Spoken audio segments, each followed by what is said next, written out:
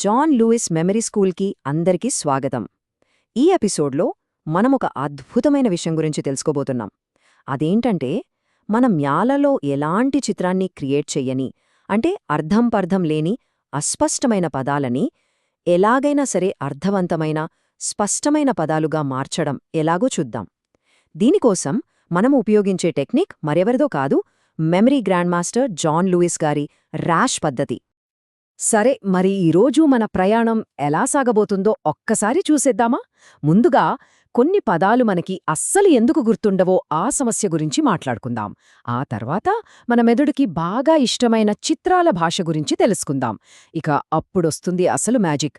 RAS పద్ధతి అంటే ఏంటో మీకు పరిచయం చేస్తాను. దాన్ని నిజంగా ఎలా వాడాలో కొన్ని ఉదాహరణలతో సహా చూద్దాం.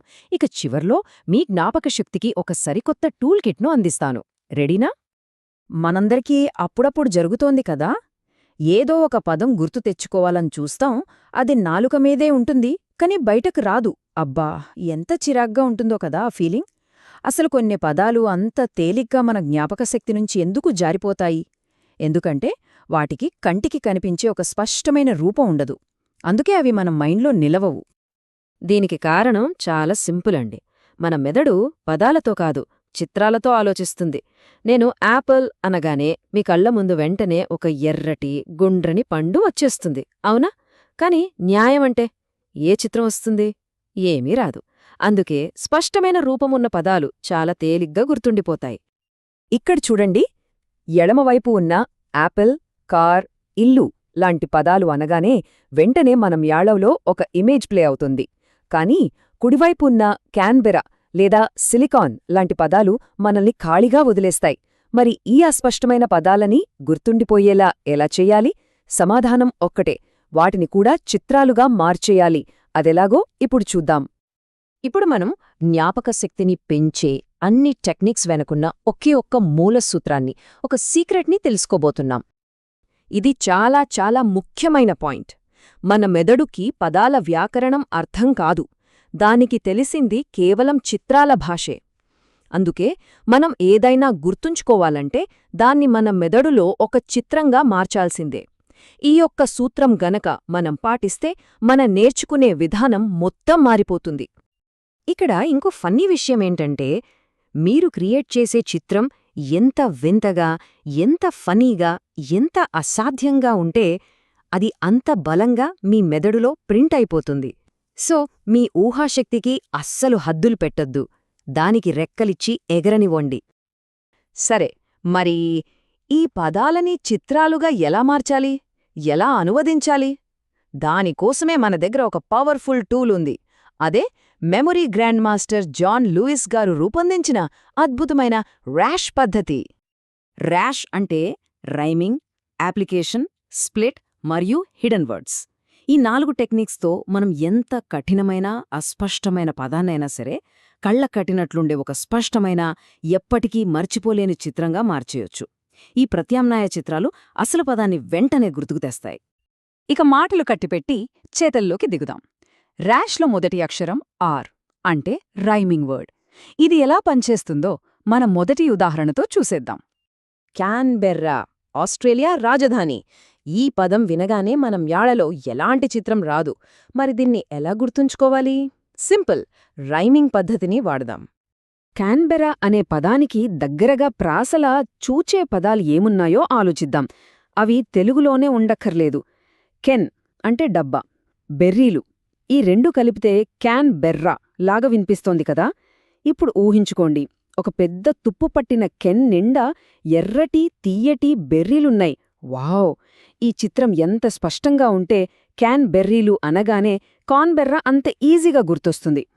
ఇప్పుడు రెండో టెక్నిక్, ఏ ఫర్ అప్లికేషన్. అంటే ఆ పదం నిజ జీవితంలో ఎక్కడ వాడతామో దాని ఆధారంగా ఒక చిత్రాన్ని క్రియేట్ చేయడం.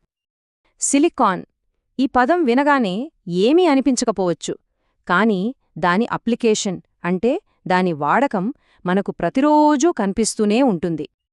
సిలికాన్ను ఎక్కడ వాడతారు? సిలికాన్ చిప్స్లో.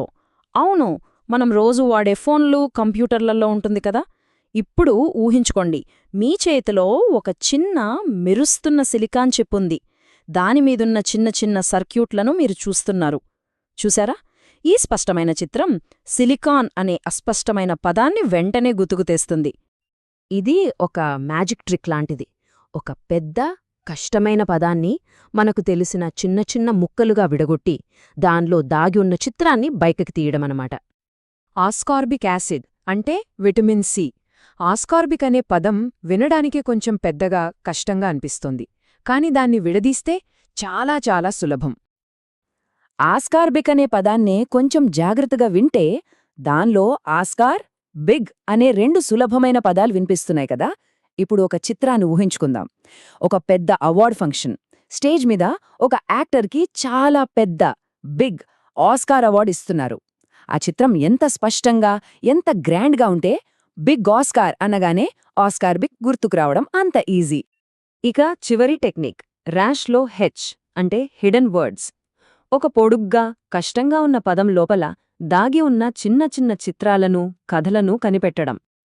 కిలిమంజారో ఆఫ్రికాలోని ఎత్తైన పర్వతం. ఈ పదం చాలా పొడుగ్గా ఉంది, గుర్తుంచుకోడానికి కష్టంగా అనిపిస్తుంది. కాని దీని లోపల ఒక మరచిపోలేని కథే దాగి ఉంది. కిలిమంజారో అనే పదాన్ని ఇంగ్లీష్లో ఒకసారి పలకండి. Kill a man in a jar లాగా వినిపిస్తోంది కదా. ఇది చాలా వింతగా, అసంబద్ధంగా ఉంది. అందుకే ఇది బ్రహ్మాండంగా గుర్తుంటుంది. ఆ కిలిమంజారో పర్వతం మీద ఒక మనిషిని ఒక పెద్ద గాజు కూజాలో బంధించి చంపటానికి ప్రయత్నిస్తున్న వింత దృశ్యాన్ని ఊహించుకోండి. వామ్మో! ఈ షాకింగ్ చిత్రం మీ మనసు నుండి ఎప్పటికీ పోదు, మరియు అది తక్షణమే కిలిమంజారో అనే పదాన్ని గుర్తుకు తెస్తుంది. ఆ అద్భుతం చూశారు కదా, ఎంత సింపులో. మనం ఇప్పుడే నేర్చుకున్న ఈ శక్తివంతమైన టూల్స్ని ఒక్కసారి క్విక్గా రివైజ్ చేసుకుందాం. చూశారా? ఈ 4 పద్ధతులు rhyming, application, split, hidden words అన్నీ కలిసి ఒక కంప్లీట్ టూల్ కిట్ను తయారు చేస్తాయి. ఈ 4తో మీరు ఏ అస్పష్టమైన పదాన్నైనా జయించి దాన్ని ఎప్పుడికీ గుర్తుండిపోయేలా మార్చవచ్చు. ఇవి వేర్వేరు ట్రిక్స్ కాదండి, ఇది మీ జ్ఞాపకశక్తిని పెంచే ఒక పవర్ఫుల్ సిస్టమ్. ఈ అద్భుతమైన జ్ఞాపకశక్తి సూత్రాలను మనకు అందించిన జాన్ లూయిస్ గారికి మనందరి తరపున ఒక పెద్ద థ్యాంక్స్. ఇప్పుడు ఈ కొత్త సూపర్ పవర్ని టెస్ట్ చేసే టైమొచ్చింది. ఈ స్లైడ్లో ఉన్న 10 పదాలను జాన్ లూయిస్ గారి ర్యాష్ మరియు ప్లేవీ వంటి 5 అద్భుతమైన జ్ఞాపకశక్తి సూత్రాలను ఉపయోగించి ఇదే ఆర్డర్లో గుర్తుంచుకోవడానికి ప్రయత్నించండి. ఈరోజు మాతో కలిసి ఇంత ఓపికగా నేర్చుకున్నందుకు అందరికీ ధన్యవాదాలు. మీరు ఈ పద్ధతిని ప్రయత్నించి మీ అనుభవం ఎలా ఉందో కింద కామెంట్స్లో తప్పకుండా చెప్పండి. మీరు క్రియేట్ చేసిన ఫన్నీ, క్రియేటివ్ చిత్రాల గురించి తెలుసుకోవడానికి నేను చాలా ఆసక్తిగా ఎదురుచూస్తున్నాను. ఇక చివరగా మిగిలి ఉన్న ఏకైక ప్రశ్న, మీరు ఏమి గుర్తుంచుకోవాలని ఎంచుకుంటారు?